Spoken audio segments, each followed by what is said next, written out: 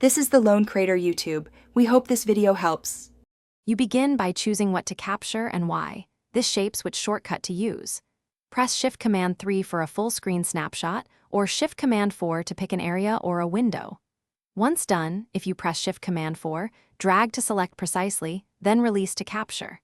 If you need a specific window, press space after Shift-Command-4 and click the window. Make sure your desktop save location is visible so you can verify the new file immediately.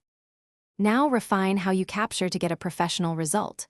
While dragging after Shift-Command-4, hold space to move the selection or hold Option to resize from the center. Use Shift to lock one axis for precise proportions. If you want the image in the clipboard for quick pasting into apps, add Control to the shortcut, like Control-Shift-Command-4. Once captured, open Preview or your image editor to crop or annotate. These tweaks save editing time later and improve clarity. Finish by confirming the capture saved where you expect and preparing it for sharing.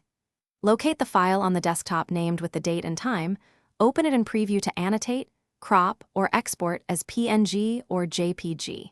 If you used Control, paste directly into Mail or Messages. If a screenshot didn't appear, make sure keyboard shortcuts are enabled in System Settings under Keyboard, check Screen Recording Permissions for apps, and reboot if keys remain unresponsive. That usually resolves stubborn issues. Thanks for watching. Consider subscribing if we helped you.